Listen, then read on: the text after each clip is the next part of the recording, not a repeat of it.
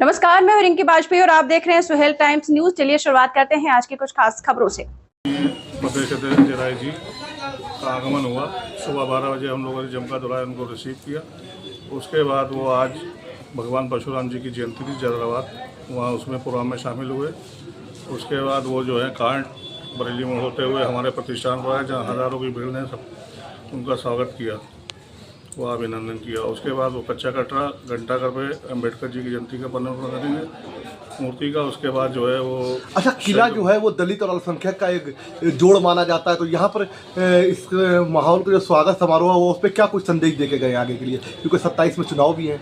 देखिए, चुनाव को देखते हुए सब समाज सभी वर्गों लोगों के समर्थन के लिए कांग्रेस पार्टी, आपको पता है कि राहुल गांधी का एक पैगाम है राहुल गांधी जी का कि मोहब्बत की बात, मोहब्बत की दुकान और मोहब्बत का पैगाम, तो उसी को लेकर, उसी संदेश को लेकर वो आए थे सभी वर्गों ने। क्योंकि किला जो है पिछड़े और मुस्लिम समाज के लिए जाना जाता है, तो किले की जनता ने उनका हज़ारों की भीड़ ने स्वागत किया, अभिनंदन किया। उन सभी मोहल्ले वासियों का, सभी जिन लोगों ने स्वागत किया, उनका भी तहे दिल से मैं शुक्रिया अदा करता हूँ। और सर्व समाज का समर्थन आज पार्टी के साथ है, कांग्रेस पार्टी के साथ। और कांग्रेस पार्टी एकजुट होकर 2027 में सभी वर्गों के साथ मिलकर चुनाव लड़ेगी।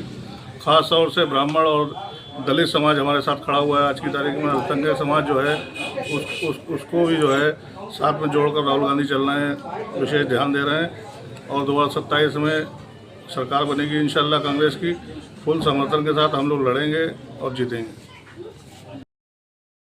अजय राय जी जब भी आते हैं तो महिलाओं के मुद्दे पर बात करते हैं। आज भी उन्होंने महिलाओं का, जैसे कि कल परसों में महिलाओं को लेके, महिलाओं का जो हिस्सेदारी है पार्टी में और महिला का जो 33% महिलाओं का आरक्षण वाली बात थी, उसमें उन्होंने कहा है कि हम जातिगत जनगणना के हिसाब से आरक्षण चाहते हैं और उसी पर टिके रहेंगे राहुल गांधी के साथ। तो वो हमारी जो कांग्रेस पार्टी है, तो कांग्रेस ही एक ऐसी पार्टी है जो हर धर्म को, चाहे वो ब्राह्मण हो, दलित हो, मुस्लिम हो, ईसाई हो, सबको एक साथ लेकर चलती है। और इसीलिए उनके पार्टी का चिन्ह भी हाथ का पंजा है, जिसमें एक भी उंगली अगर कम हुई तो वो हाथ काम नहीं करता। उसी तरह से हमारी कांग्रेस पार्टी है, अगर एक भी धर्म का इंसान उसमें ना हो तो हमें कहीं ना कहीं कमी नजर आती है।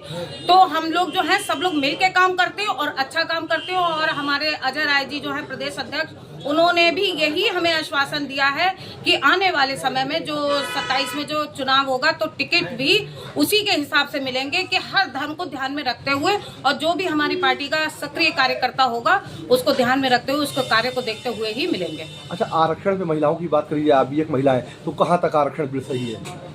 देखिए, आरक्षण जो 33% आरक्षण था वो 22 में लागू हो चुका, पारित हो चुका था, लेकिन उसे अभी तक लागू नहीं किया गया है। तो माननीय राहुल गांधी जी का ये कहना है कि उसे जातिगत जनगणना के हिसाब से, कि जिसको जितनी जरूरत है उसके हिसाब से आरक्षण दे। लेकिन जो हमारी सरकार है वो ये कह रही है कि महिलाओं को आरक्षण दे। तो जिसको जरूरत है उसको आरक्षण मिलना चाहिए, जिसको जरूरत नहीं है तो उसको आरक्षण की जरूरत ही नहीं है। हम तो यही कहना चाहेंगे। नीतियों से महिलाएं कितना प्रभावित हैं? मौजूदा सरकार की देखिए नीतियों से महिलाएं प्रभावित क्यों होंगी? महिलाएं सुरक्षित ही नहीं है इस सरकार में।